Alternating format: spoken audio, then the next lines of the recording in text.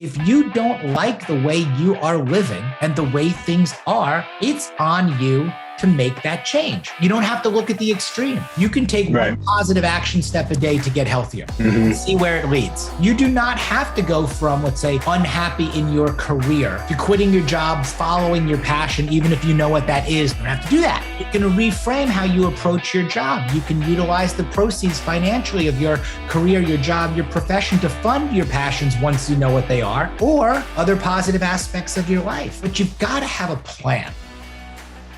There's this philosophy that we can't change once we're at a certain age, right? Like that's all they wrote for us. That's it. That's all that's in the stars, right? And usually guys get into their 40s, their 50s, start to think like, there's no way I'm gonna make it wealthy now. There's no way I'm gonna turn into a bodybuilder now. There's no way I'm gonna turn into, non-alcoholic now. They have these stories. Look, not only did I start to question it, but I changed my mindset from accepting it and thinking that, the middle was the beginning of the end and that our best days were behind it, to changing the perspective that the middle is the sweet spot and our best days are in front of us. Is just that simple. I say this all the time. It is really simple, but simple is really hard, which is why most men do not do it.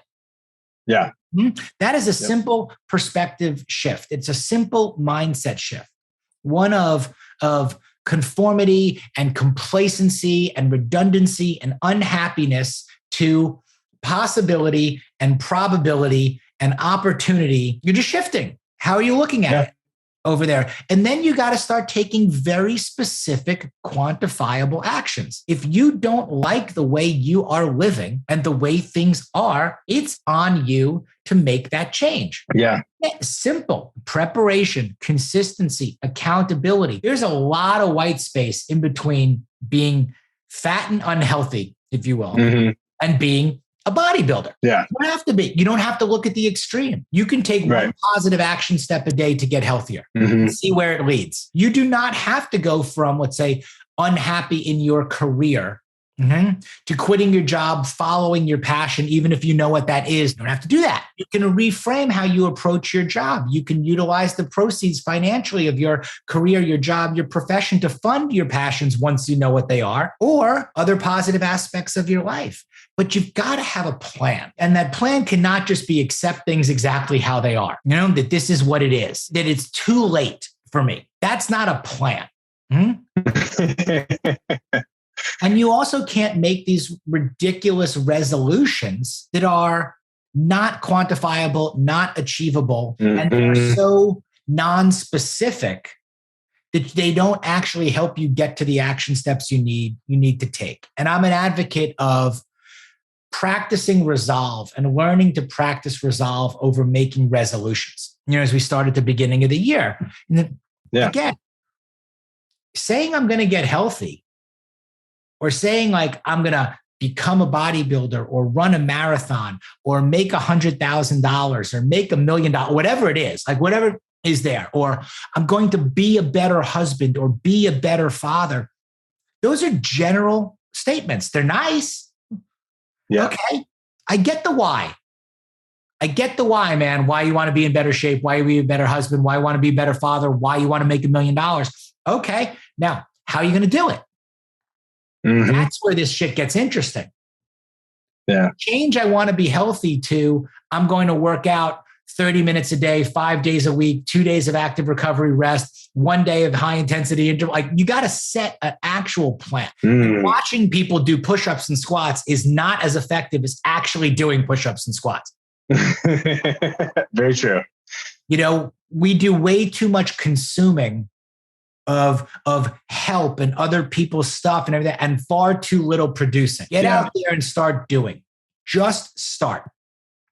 Doesn't have to be New Year's Day. You just got to start.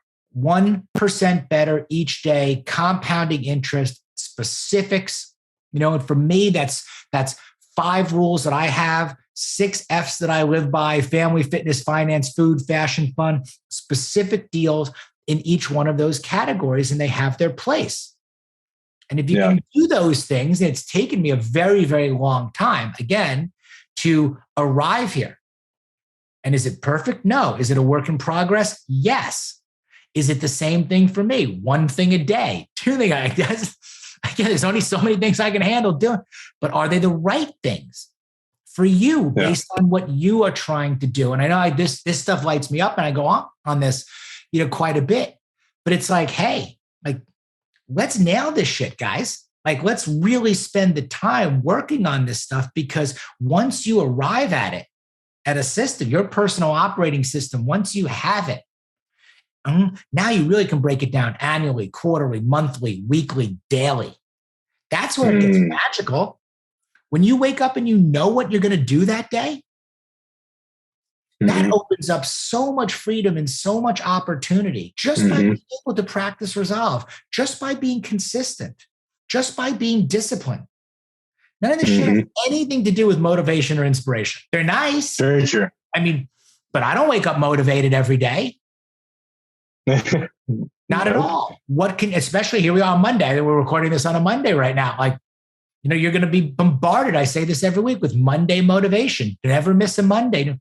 I miss every Monday. I don't train on Mondays. Okay? I don't go to the exact opposite.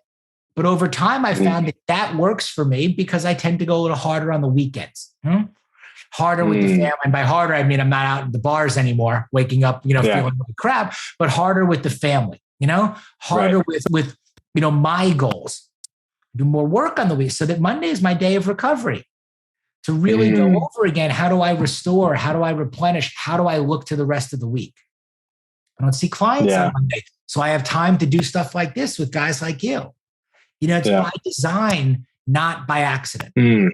Yeah, but I think that's where the conversation takes a turn for most guys, is that they want to not put it into that kind of systematic, hey, what can I do today? They want to continue to look at the big changes. And so that's why I think it's a really open conversation to have somebody like you on here who's had that conversation, but now you're shifting the way that you perceive your life and how you structure it.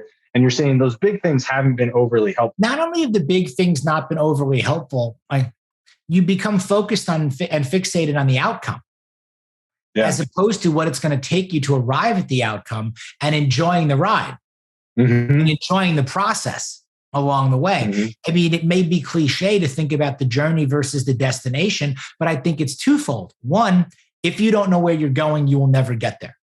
You have to have a goal 100%. And a plan and a destination.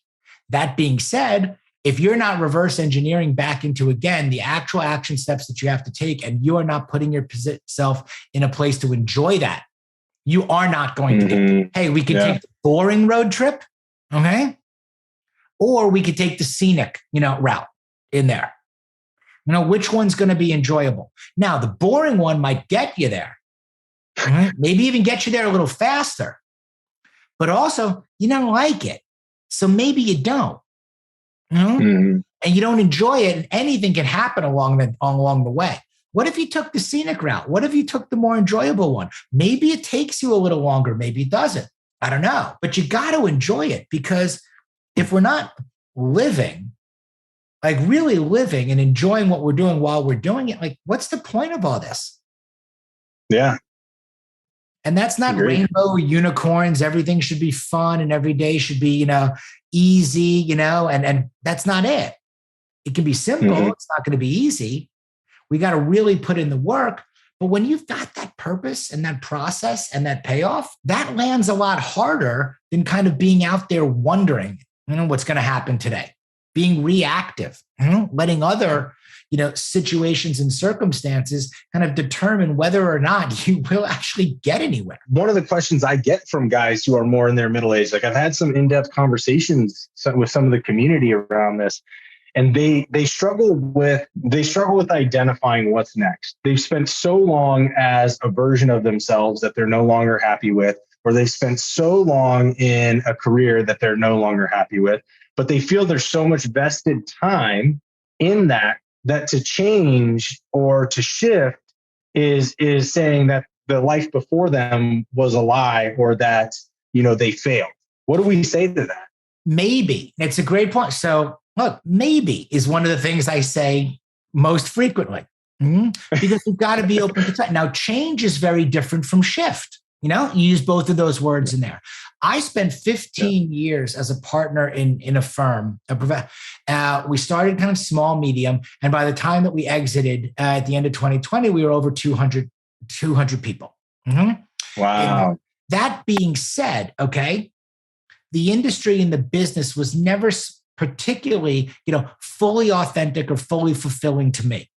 That also being said, let's layer these things on. I have a wife. I have 2 kids. I have a mortgage. We have 3 cars. We have tuitions. We have all of these.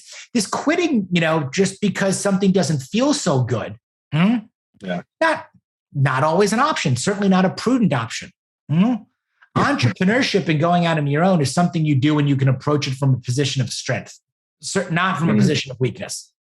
Certainly as we get older, because we do not want to shirk the responsibilities that we have as men to take care of what we said we're going to take care of. Now, again, how do you approach it? So when you say what's next, I would offer what's now. Okay, what can I do now that I can control? I may not be the CEO of this company. I may not be the CEO, okay, but I'm the CEO of my own life, and I can operate that way. So what can I do within the framework of what I have? Now, I had to hang on. I hung on for a number of reasons. One, I put in a lot of work, put in a lot of time, put in a lot of effort, put in a lot of equity there. I'm going to see this through. Be financially responsible also. What we make, time is an investment. This was a financial investment. It was a time investment. It's all. So we needed to wait it out for return. And I encourage guys always, let's think again realistically. Okay. What can you do? What can't you do? When can you do it? Again, let's map this out. And instead of thinking about what's next, think about what's now. We can go out from there, but how do you do a better job? At home, at your job, in your office. Maybe you can get a little bit more money out of it. Okay. Maybe your passions are outside of work. You can use work to fund your passion. Nobody's stopping you from working out every day. You do have the time. We're going to show you how to act, where you actually have it. Maybe you don't need to be the first one in, the last one out.